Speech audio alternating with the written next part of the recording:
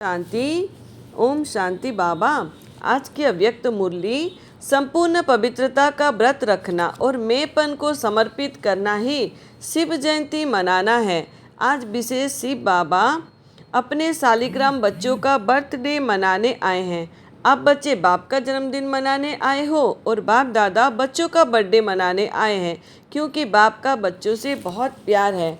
बाप अवतरित होते हैं, यज्ञ रचते हैं और यज्ञ में ब्राह्मणों के बिना यज्ञ संपन्न नहीं होता है।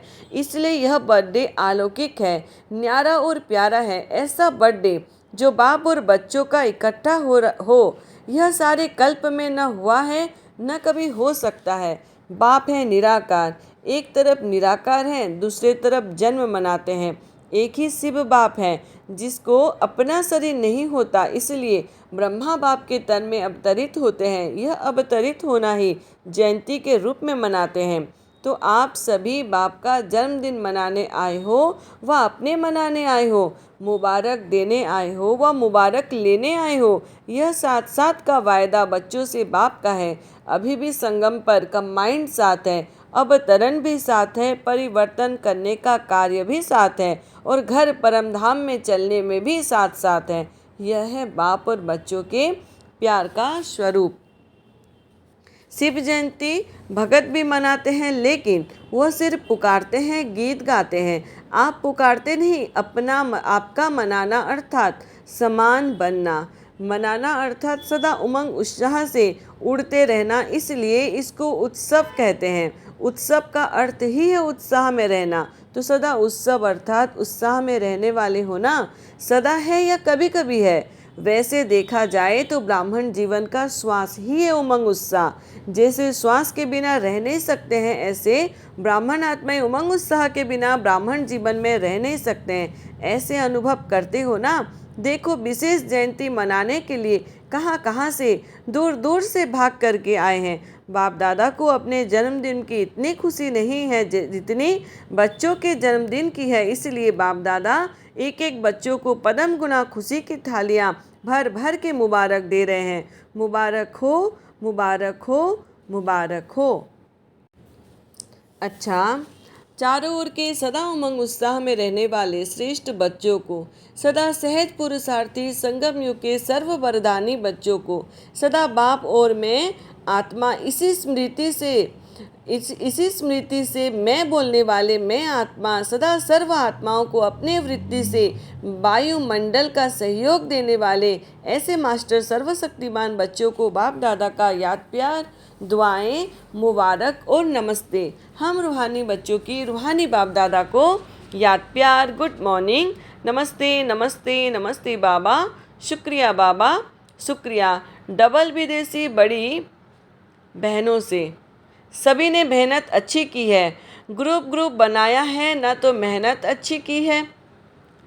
और यहाँ वायुमंडल भी अच्छा है, संगठन की भी शक्ति है, तो सबको रिफ्रेशमेंट अच्छी मिल जाती है और आप निमित्त बन जाते हो।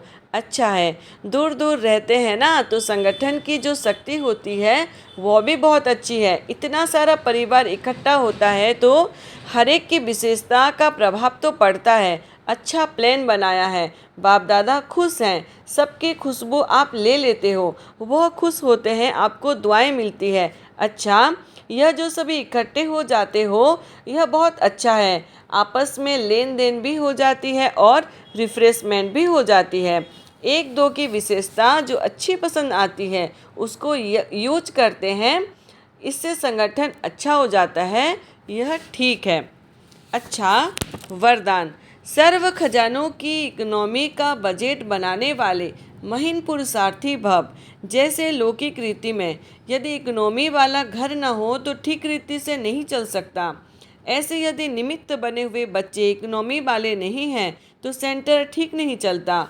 वह हुई हद की प्रवृत्ति, यह है बेहद की प्रवृत्ति। तो चेक करना चाहिए कि संकल्प बोल शक्तियों में क्या क्या एक्स्ट्रा खर्च किया। जो सर्व खजानों की इकोनॉमी का बजट बनाकर उसी अनुसार चलते हैं उन्हें ही महीन पुरुषार्थी कहा जाता है। उनके संकल्प बोल कर्म व ज्ञान की शक्तियाँ कुछ भी व्यर्थ नहीं जा सकती। स्लोगान। स्नेह के खजाने से मालामाल बन, सबको स्नेह दो और स्नेह लो। अव्यक्त इशारे रूहानी रॉयल्टी और प्योरिटी की पर्सनालिटी धारण करो। पवित्रता की शक्ति परम पूज्य बनाती है। पवित्रता की शक्ति से इस पतित दुनिया को परिवर्तन करते हो। पवित्रता की शक्ति विकारों की अग्नि में जलती हुई आत्माओं को शीतल बना देती है। आत्मा को अनेक जन्मों के विकर्मों के बंधन से छुड़ा देती है। पवित्रता के आधार पर द्वापर से यह सृष्टि कुछ न कुछ थमी हुई है। इसके महत्व को जानकर पवित्रता की लाइट का क्राउन धारण कर लो। ओम शांति। ओम शांति बाबा।